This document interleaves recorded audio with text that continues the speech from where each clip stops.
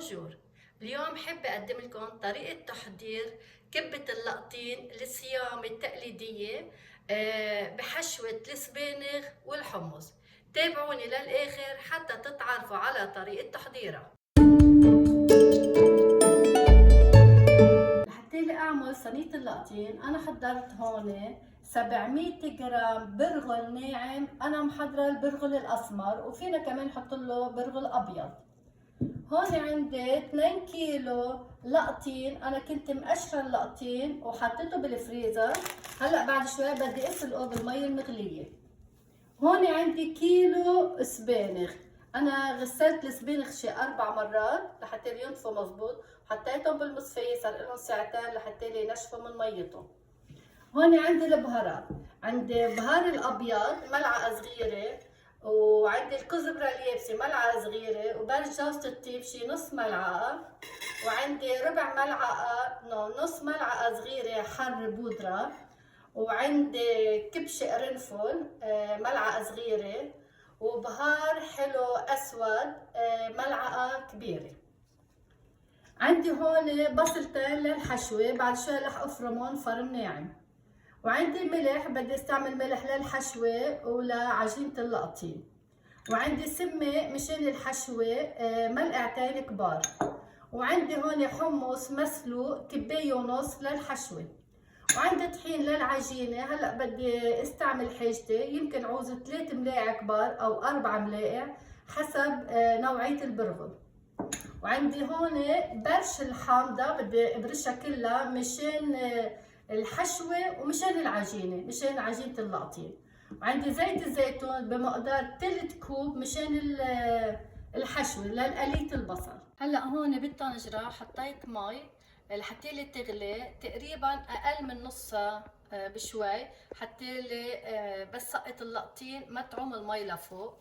ورح زيدهم ملعقة كبيرة ملح بقلب المي. هلا بنطر المي لتغلي منيح وبسقط اللقطين بقلبه. هلا بلشت عندي المي تغلي، رح سقط على مهلة اللقطين. هلا كل شوي بقلبهم لحتى توصل مية السخنة على الكل، وبغطيهم لاحبس البخار يطلع بسرعة. وهلا بوقت ما حطيت اللقطين ليستلق رح بلش بحشوة اللقطين.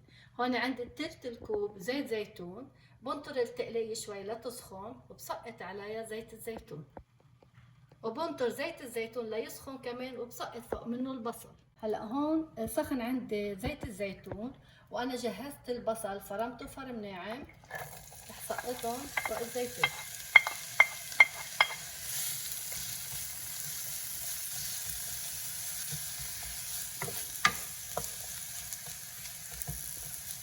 وبنطر عليهم ليدبلوا شوي. انا هون البصل حطيتها على نار قوية.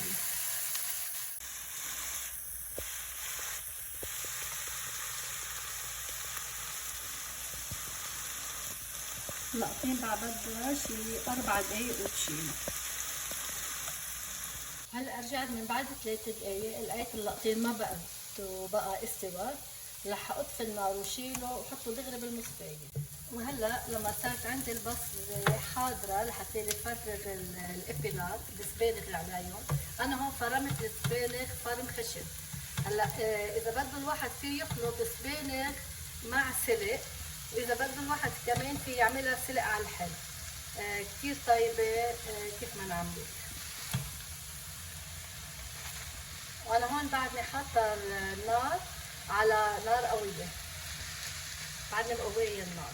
هلا بكفي قلب بالسبانغ لحتى يدبلوا كلهم مع بعضهم بنفس الوقت، وكمان على نار قويه، ما بخفف النار حتى تنشف ميه السبانغ.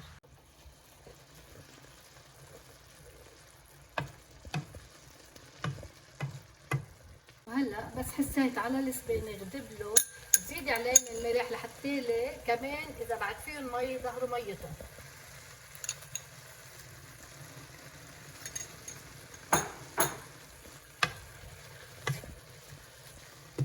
وهلا حتى لي ما اخلي كثير السبانغ على النار، وشفت انه عاملين كتير مي، بجرب صفي من ميتها.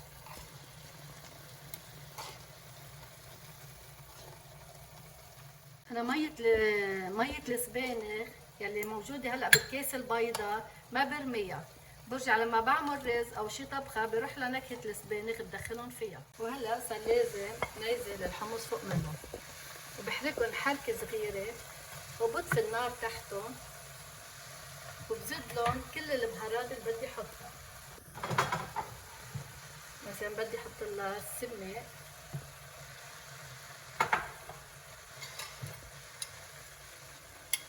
بدي احط البهار الابيض،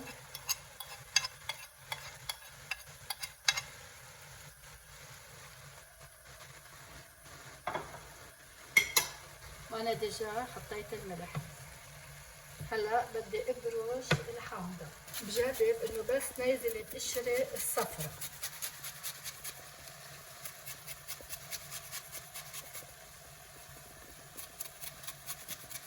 هلا بحركهم كلهم مع بعضهم، وبترك الحشوة على جنب لتسقع شوي.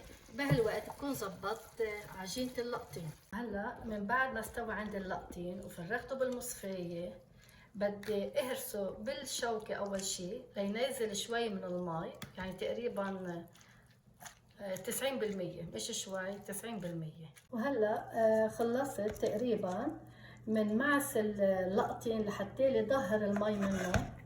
وهيدا كمية المي اللي كانت موجودة بقلب اللقطين. هو كمان بعد فيه شوية مي أنا خليت لحتى لي بل البرغل الناعم فيه. هلا هول المي بزيحن على جنب. هيدا البرغل الأسمر أنا ما غسلته، بس طلعت فيه إذا نظيف. ما بيسوى غسل البرغل لأنه بدي البرغل يشرب مية اللقطين. هلا فرغ اللقطين فوق منه.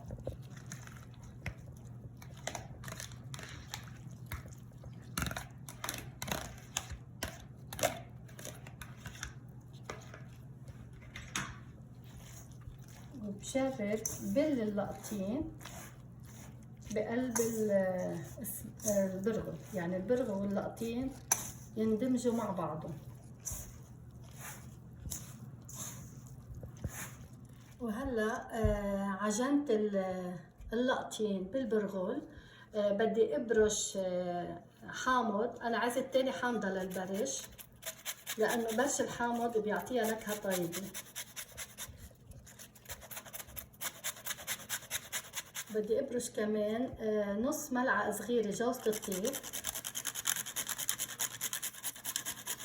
وهلا بدي احط كل البهارات فوق العجينة. عندي هون الكزبرة اليابسة والحر البودرة والكبش قرنفل والبهار الحلو الاسود، وكمان بدي احط الملح. هلا المقادير كلها انا رح اكتب لكم اياها باسفل الفيديو بصندوق الوصف. كمان بدي احط لها 3 ملاعق كبار طحين عادي، واذا حسيت رخوه معي برجع بزيد لها ملعقتين طحين حسب البرغل قديش حيمتص من ميه اللقطين.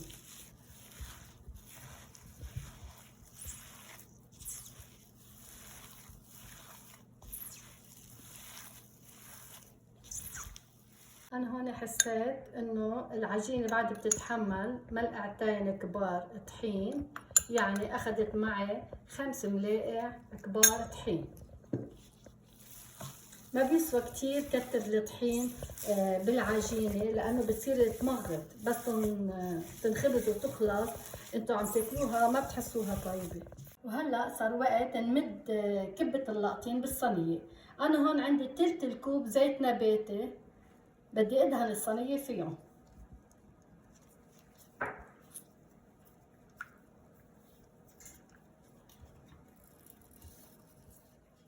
وهلا هون عجينة الكبة اللقطين انا قسمتها بالنص، نص لكعب الكبة، كعب الصينية، والباقي على الوجه.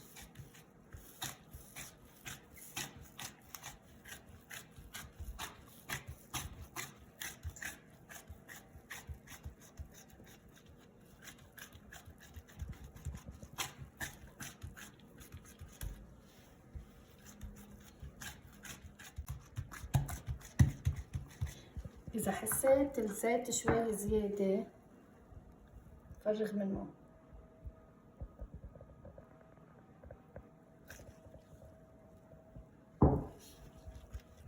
انا مقصد حطيت زيت زيادة بكعب الصينية لان بدي اياها تطلع محمصة مثل كأني قليتها قلي، بس طبعا باخف كمية زيت. هلا خلصت من كبس الكبة بالصينية، كبستها مظبوط لتلقط منيح على بعضها. هلا بدي احط الحشوة.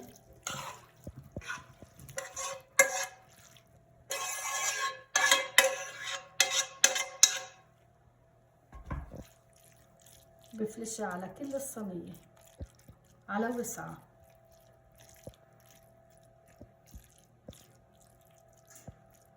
هيدي كمان الأكلة بروح للجوز الفارمينه بالسكينة، الجوز الناي المفروم. تقريبا فينا نحط لها بين النص كباية والكباية إذا بنحب الجوز فيها، بس الجوز بيعطيها نكهة طيبة.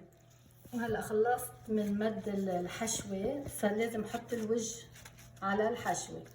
بشيل مثل الطابة بعملها بإيدي، برجع بعملها مثل شكل قراص.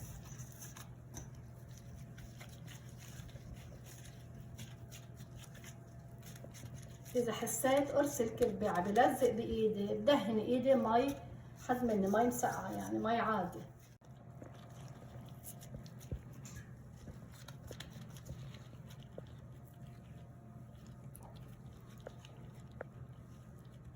هلا من بعد ما مديت راس الكبة بلوت ايدي بمية اللقطين اللي كنت شايلتها، وبكبس كبة اللقطين بالصينية كتير منيح تلقط على بعضها.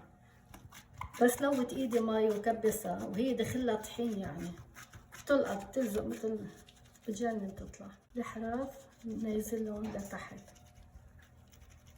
حتى اعطيها شكل حلو.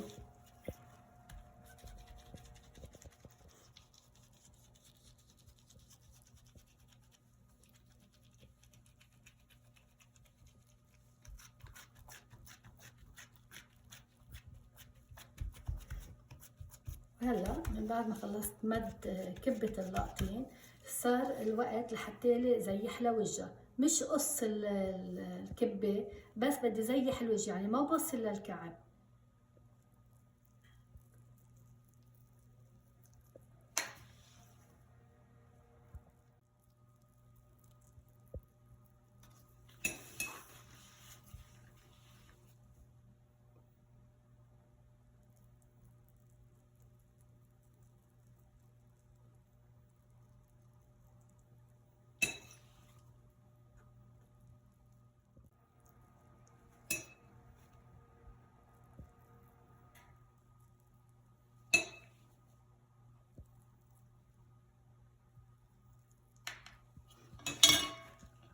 وهلا بدي احط على وجهها زيت زيتون، بس هلا هون في شوية زيت نباتي رح خليهم مش رح ارميهم.